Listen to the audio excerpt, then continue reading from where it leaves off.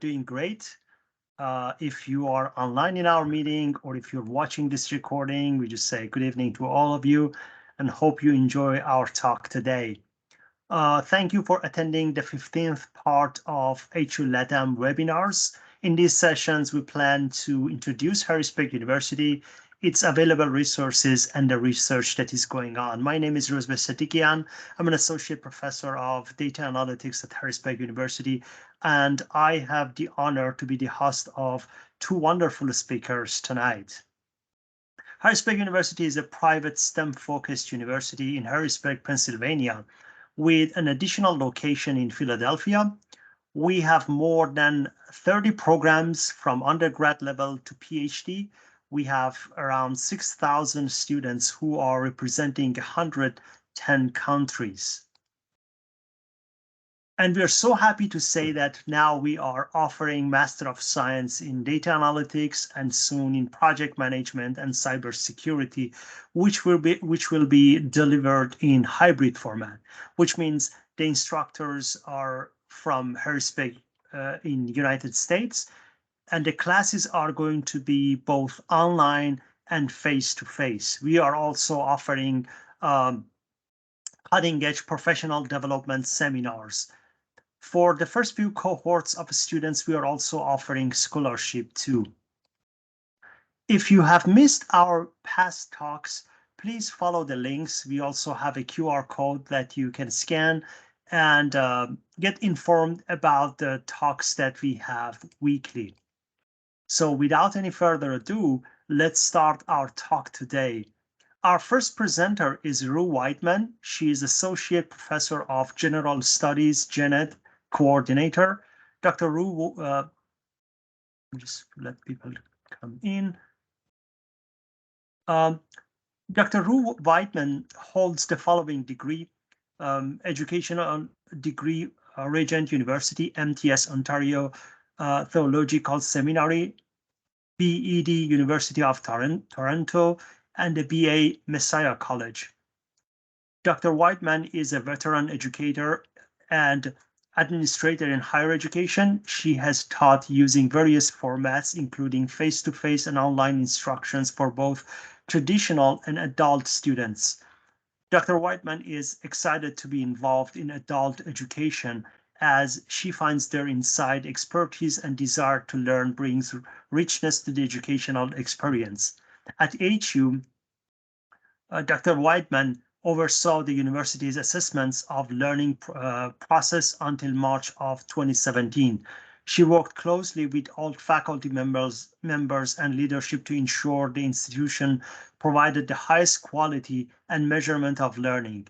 Dr. Whiteman also coordinates the general education program, which spans across the curriculum, utilizing a learning communities model with a problem-based approach to learning. Dr. Whiteman, please. Good evening to everyone on board. Welcome to our presentations this evening. I'll be sharing a PowerPoint with you in just a few minutes, but I just wanted to convey my appreciation for the invitation to speak to you tonight about STEM and in particular women in STEM. It's an exciting field. It's growing. We've got tremendous faculty that are involved in all kinds of things, and I'll share that in just a minute. I'm going to share a PowerPoint that might help you maybe walk through it with me. So I'll go ahead and share my screen now, and hopefully we'll be able to get on board. Okay, so just 1 second.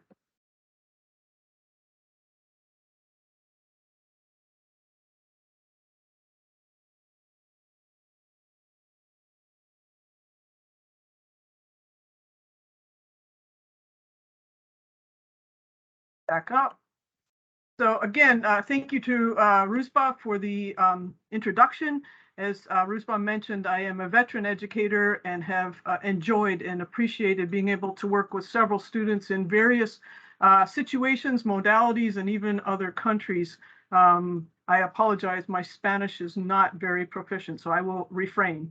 But I wanted to just look at what's happening with Harrisburg University and our future, what we're looking to accomplish in the next few years. We are committed as an institution to STEM development and growth, and I believe we're committed to women in the STEM area as well. I sit on and participate in STEM Up, a program for women at HU, and it serves our local area as well. Very much involved with that and appreciating the work that's being done to encourage more women to get involved in the area of STEM and STEM research. A couple areas that I wanted to just mention this evening that are really growing and are developing in both the undergrad area and the graduate area of Harrisburg University. Our nursing program is growing, and we have tremendous partnerships going on with our local hospitals and in the online environment, and then locally where people are coming to the Harrisburg campus and involved with clinical experience and things like that in actual hospitals and nursing settings, here in the Harrisburg area. One of the other programs that's growing tremendously is our esports. And I know that may sound a little bit unique given our demographic. Those of us that are a little older are not used to the notion that people are playing games and getting degrees to play games, but they are, and it is growing. We have an esports team at Harrisburg University. It's won several national championships. So there's some really great things happening there, and our esports is in the bachelor's level and in the master's level. So this is an area that is really developing around the globe, actually. So I'm so excited because HU has been on the forefront of this, a beginning of a new sort of entrepreneurial venture that's growing tremendously. And one of the other areas that's growing tremendously in the master's grad level is the project management area, and that is developing and has really just blossomed in the last few years, I would say. And one of the things I think that is very unique about HU is a lot of our grad programs in particular, we as an institution utilize those areas of expertise when we're working to grow the whole institution.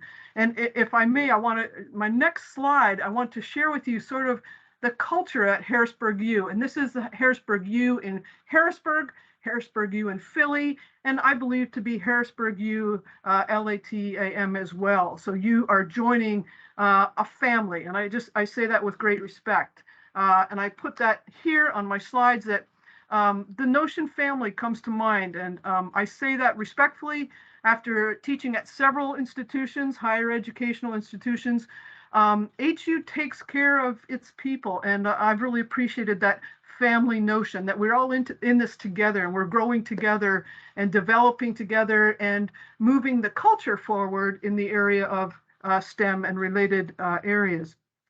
We are entrepreneurial. I'm sure you're finding that out as you get to know Harrisburg U there in Latin America and Harrisburg U here up in the US. We are very much entrepreneurial and always open to new ideas, innovations, things like that.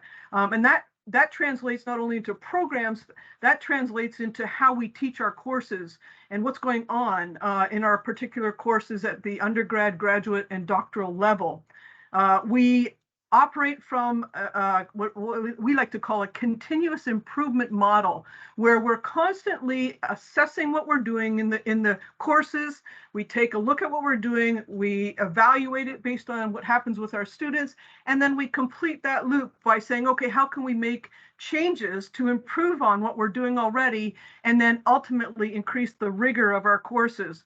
So the courses, the programs that we have at U, I started 7-8 years ago, and they have developed over my time here even to be much more rigorous than they once were. And so I think that goes to the credibility of the degree that we're going to convey to somebody and the learning that takes place while you're in our courses. So tremendous example of that in the continuous improvement model and the way that we assess all of our courses, regardless of the level that they may be offered at.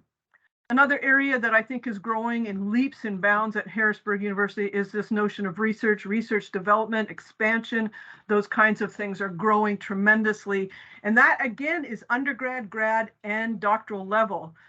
In our undergraduate, whenever possible, we have several great faculty who are working to bring our undergraduates in alongside to do research where they actually are published. And they're going out and they're publishing, or they are presenting at conferences. An example, really neat example in our advanced manufacturing was one of our students during COVID, during the lockdown in COVID, worked with one of the advanced manufacturing leaders to develop visors that were used, and used our 3D printers to develop visors. They then distribute them out to the nurses and the nursing areas in our local city. Tremendous, and that was undergrads that helped with the faculty in the advanced manufacturing. It's not just in the classroom. We have tremendous research going on in the field, and we're doing some field studies in various areas in grad, undergrad, and doctoral. I think of that with our environmental sciences and what's going on there. They're going out into the field. We're using drones, for example, to study, I'm trying to think the areas that they're using. They're using it in development of water and production of water. We're using it. We're using all kinds of research, development, expansion in the field when it comes to hydroponics, plant development, things like that. Research, development, expansion, and I would say generating income from grants and things like that. So this is a really neat and exciting time for us here at Harrisburg University to see that aspect, the teaching and the research combined for hands-on, pragmatic examples of how we do good research. I just wanted to highlight here just analytics. Of course, we have a Master of Science in Analytics.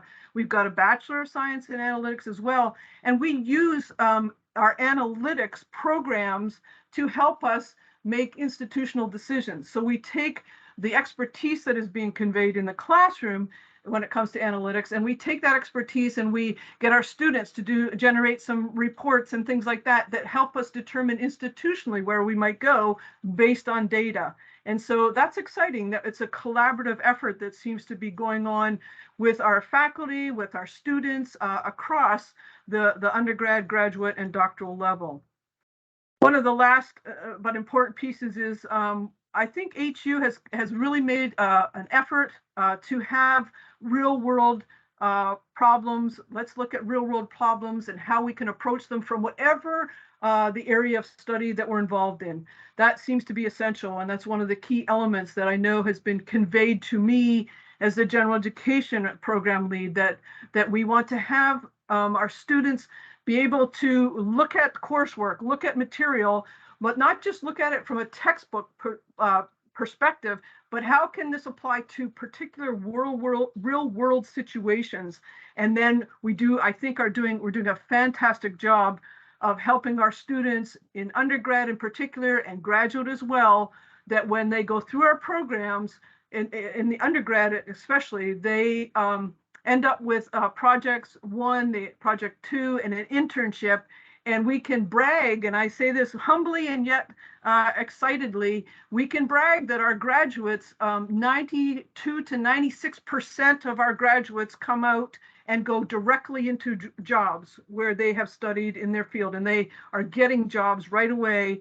A little anecdotal, one of the students I was teaching a few years ago came back after the fact and said, "Dr. Rue, I'm so excited. I got this job because they told me all the other applicants did not work with the machine that I had worked with here at HU. And so I already had a sort of a foot in the door because I was ahead of those students. I actually had the tangible hands-on experience with machinery, with equipment, and I knew what I was doing, and others hadn't even done that yet, and yet had graduated with the same degree from other institutions. So I think that's a real tremendous plus for us here at HU. I think what we are committed to also is STEM and women in STEM. If I look at the roster of professors that teach for me in my program, and then look across even the rest of the curriculum and the different levels, we are continuing to bring women on board. women who have expertise in fields, who have the educational credentials as well to be instructors at both the undergrad, graduate, and even doctoral level. So it is a privilege, in my experience, it is a privilege for me to be at Harrisburg University of Science and Technology. It is an exciting time. It is a positive place to work, a positive place to be involved. And if there's any way we can help answer more, you have questions or answers that you need, feel free to be in touch. It is, like I said, a privilege to share with you tonight. I get quite excited. I hope you can hear my excitement. I get quite excited about the sense that Harrisburg U is growing and that we are expanding out to Latin America. And I'm looking forward to what we do there. So I leave it back to you, Ruspa. If there's any questions, anybody would have anything you'd like to share, feel free to jump in. Thank you for your time. Thank you. Thank you for the great presentation.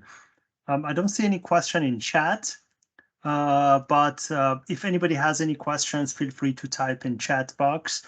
Or if you prefer to talk, I would be happy to give you the microphone so you can ask your question.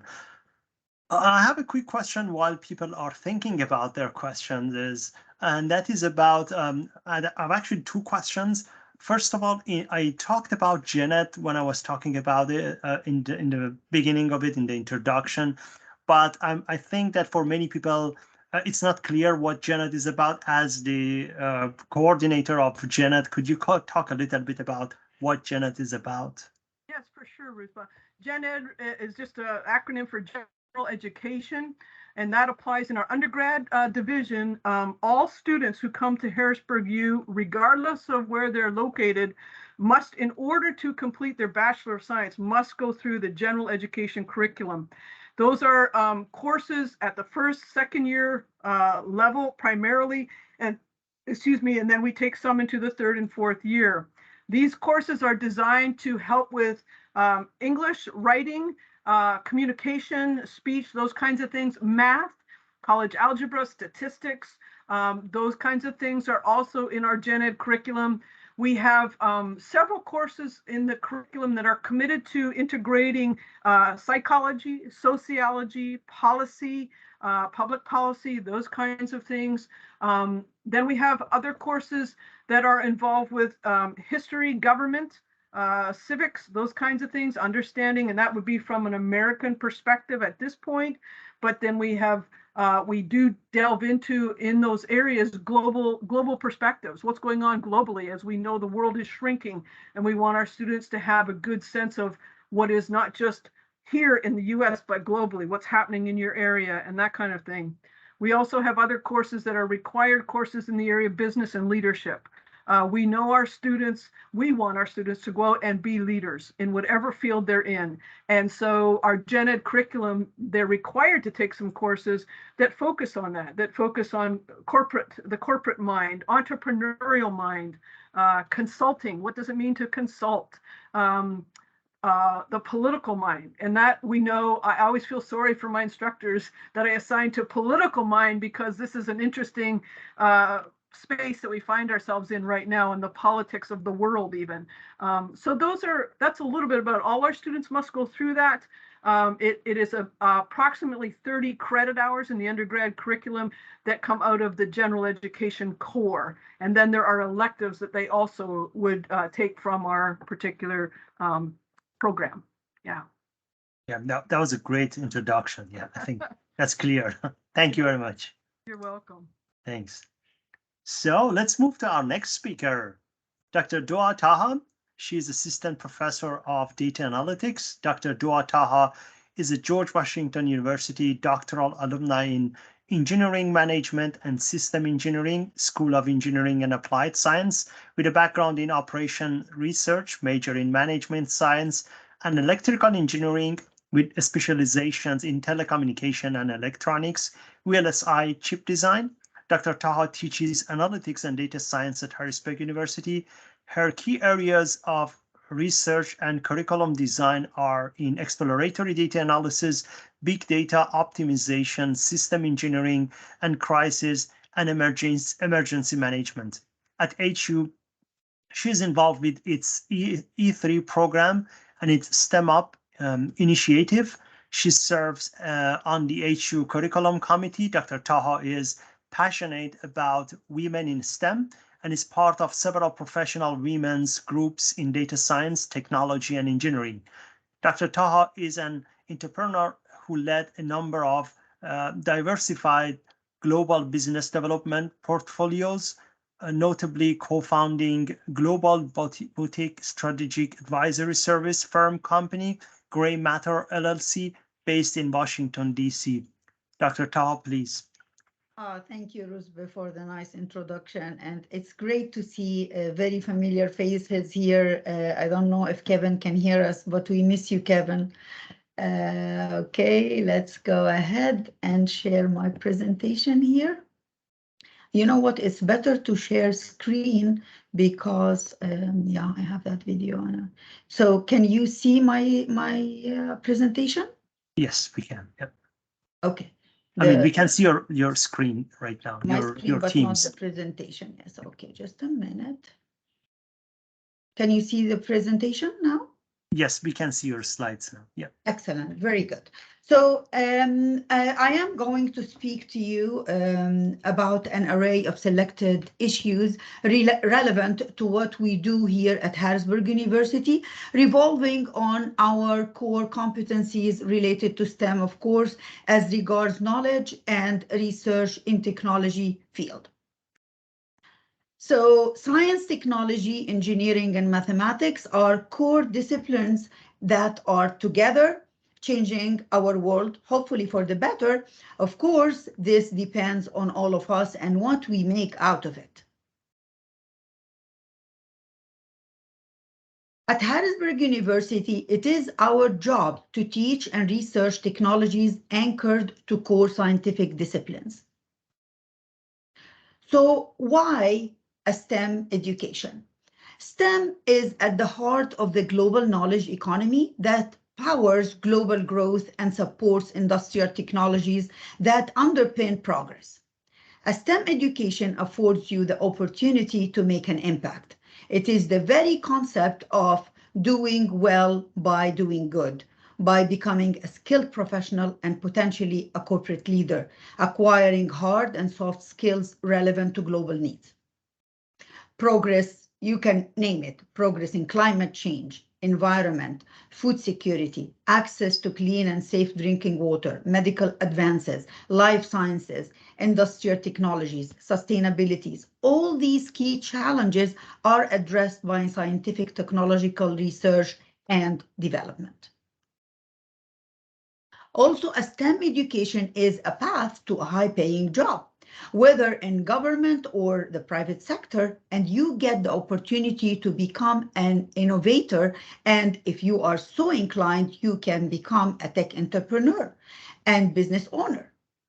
The world needs to evolve for the better in so many ways, from technology that improves our quality of life to creating circumstances that deliver better outcomes when it comes to social equality and justice. One aspect of STEM that is close to my heart is the subject of women in STEM.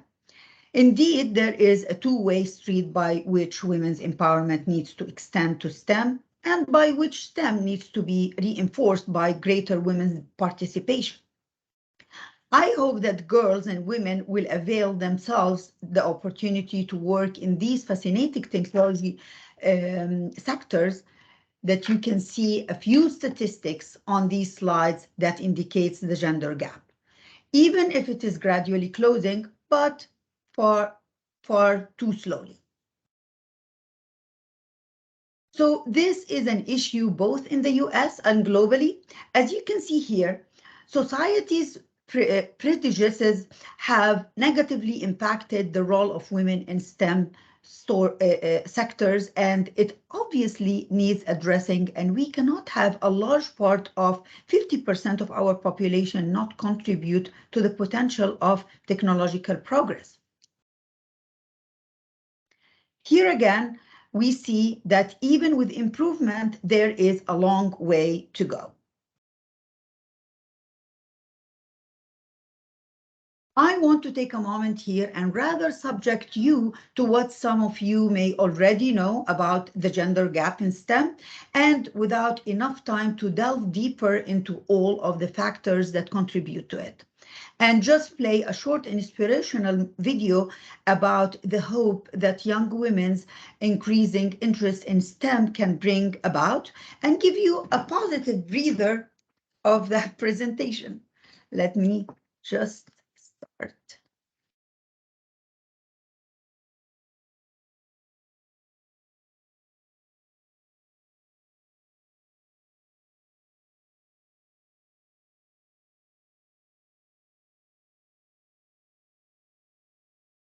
Can you see the presentation? Yeah, yes, we can see the video, Okay. but we cannot hear it. If I cannot hear it. Just a Yeah. minute. Let me see how can we do that now. You cannot hear it? No, I mean, no. Okay. How can we do that now, Ruzbe? I usually use that and Yeah. When you click on share to share the screen, yeah. you see on top of the menu, on very top right hand side, it says include computer sound. You have to turn it on. So Yeah, right here. Yeah. Stop sharing. Yeah. So here, Yes. should I hit here? Yeah, for now, stop sharing and again, share it. Click on share. You see right under the share bottom, like the menu that it opens on very top of it. This one? Do you see share? I don't see your screen, but it's share content. And on the right hand side, it says include computer sound. Exactly. Yes, You I've should seen turn it on. Yes, Great, you thank should you turn very it on. much. No Okay, problem. so now let's go ahead and let's restart it again. I'm a very curious person. we can That's hear you. one Yeah. thing you Thank need to you. know about me. I love learning about the environment, ecology. Everything is just of such interest to me. I just like learning in general. So everything in school is actually super fun. I cannot see a world filled with kindness without science and technology being involved. Good, everybody's gone. Now we can talk. Where are you right now? I'm in Denver, Colorado.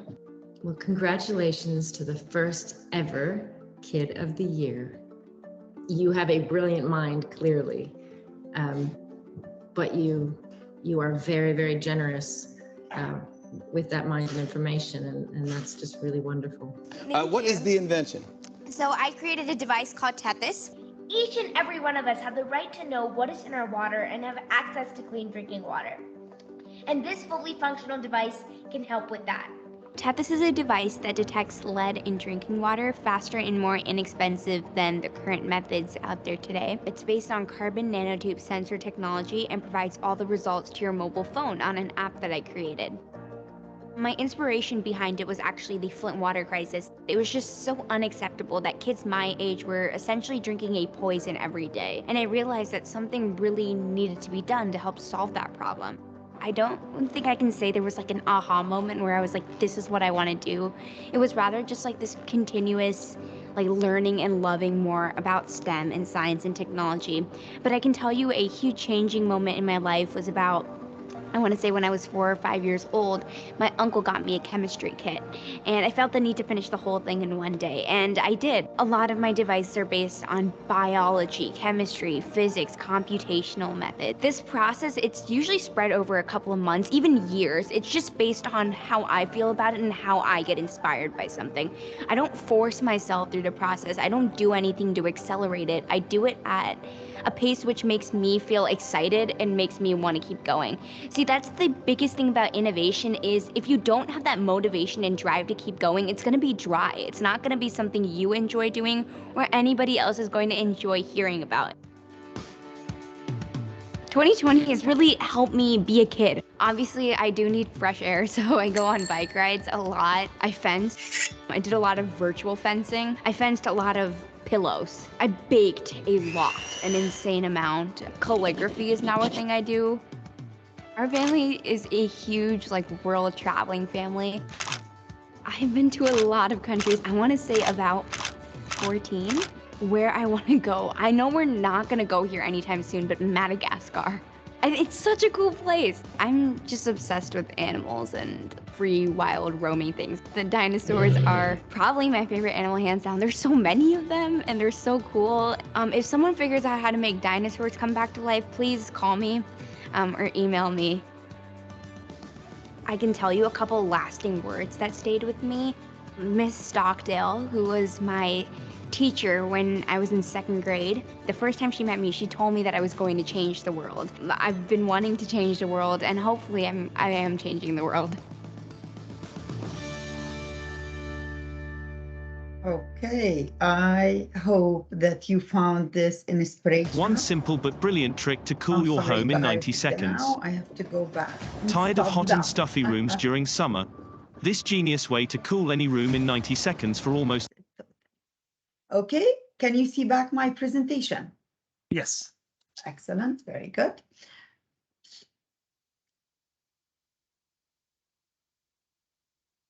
So there are a number of issues relevant to the importance of women's participation in STEM. Gender equality is an important element of social justice, and with slightly more than half of the population of the globe being female, we cannot let such potential go to waste. Even outside of the gender gap, some societies, including the US, have experienced shortages of skilled technology workers. So it is important that youth be harnessed to enter the exciting realm of technology.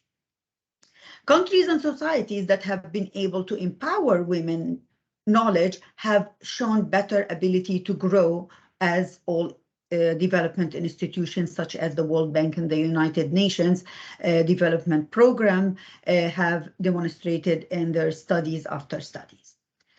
Gender inequalities exist across sectors, but because the STEM sector is so central to economic development, lack of access to STEM education, including for women, has even more serious consequences. So at HU, the STEM Up program is central to empowering women in STEM. But there are many other initiatives out there that girls and women can access. So let me now speak of HU and women. HU has a strong contingent of senior faculty professors, researchers, and executives, and quite a few have already been in this HU Latin American sessions with our friend Rue Whiteman. Our provost is a woman, and so is our associate provost, and our provost leads the coordination of the STEM Up program. HU STEM women are active in civil society, including in roles advising government and in the private sector, aside from their academic roles. HU STEM Up women's team that I had the honor of coordinating won the Hacking for Recovery Hackathon of the Center of Innovation and Entrepreneurship in collaboration with Hershey's Corporation, focused on finding solution for COVID-19 impaired local economies. Women-owned businesses and jobs were severely impacted by COVID-19, but it is our team of women that found solution to address this, and we got the first prize. This slide just shows a most interesting keynote speaker that I was privileged to meet and be seated with in the 2017 Gala, HU Gala dinner. It was Mae Jemison, the first Black woman astronaut who is, of course, a role model for women in science like myself. This slide is just a tribute to our most potent STEM Up network that is all about advancing women in STEM. That is led by, again, by our provost, Dr. Billy Mattis. Now, as per the format of these sessions, I will speak briefly about key aspects of my own portfolio profile at HU. So I'm a member of the faculty teaching flagship graduate programs in data science, and I am actively involved in professional development and corporate and institutional training programs also. It's an area for which our university is renowned for. I'm also a researcher in data analytics, exploratory data analysis, big data optimization, as Rue said in his introduction. I'm involved in I was involved actually in the E3, which is the Center for Environment, Energy, and Economy, that connects HU faculty and students to change makers who combine sustainability practices with economic development. My adaptive and applied research is also interdisciplinary, reaching into my other areas of academic and research competency related to my previous academic research and professional backgrounds as an engineer, a consultant, an entrepreneur, and a business owner. These other areas of work have revolved around crisis and emergency management, engineering management, systems engineering, operations research, electrical engineering, VLSI, etc. Women in STEM itself has been a research area and thread, but most importantly, an area of direct action inside HU via STEM Up, but also beyond HU walls. Last but not least, I have some institutional roles also in HU. But now I am going to talk about some examples of my research as per the format of this session. So let me give you a brief insight into the diversity of my research portfolio that may inspire one or the other of you to join our university. So I have conducted numerous peer-reviewed research projects, all published at HU and beyond, and in collaboration with other platforms. HU has a very open, cooperative mindset with other institutions nationally and globally. One of the data analytics research program I led at HU, which earned our university one of its very first private sector corporate research grants, centered on improving database quality and access on breast cancer research. Another more recent project proposal to the illustrious SATC conference in partnership with a private sector entity and corporate faculty researchers is on harnessing data science to build COVID-19 meta databases for pandemic operational mitigation. I have also worked, again, as I said, on an E3 project that has funded by our HU presidential grant. Another external project has focused on mobilizing PPPs, public-private partnerships, to address and improve crisis preparedness planning imperatives. Yet another research portfolio concerns women's role in science, technology, and engineering in context of a United States government collaborative program for the Arab world, where I served as an advisor to the United States Secretary of State for Global Affairs and also led efforts for its platform to harness technology for women's economic empowerment. And in a separate project, I led a research effort under the umbrella of the European Union's Promethea project, focused on women in science in the Middle East and North Africa. But why choose HU as the platform to pursue a STEM education and knowledge and research? HU has all of the top certification in each tech field, and it's accredited by the Middle State Commission for Higher Education, which is the same accrediting body that accredits Ivy Leagues universities. Yet HU is eminently more affordable while being a leading STEM-only university with a number of pole positions, such as in social mobility, diversity, international students access, etc. HU is backed by the tech industry. hence its pedigree in experiential learning and a quasi almost 100% job placement record at entry-level salaries, 50% above the national average. Also, there are more than 100 nationalities on campus. Then we have the women, 50% women students in STEM, making it the leader, by far the leader in the US. Let me give you a context of that. The second is UC Berkeley with around 20-something% women in STEM disciplines. So for the young ladies out there, we have the STEM Up program to look forward to. But for all youth, we have so many other programs such as Tech Entrepreneurship Program that combines technology and entrepreneurship that is done in collaborations with Silicon Valley. HU also offers a very broad scope of tech fields, including its flagship graduate and doctoral programs.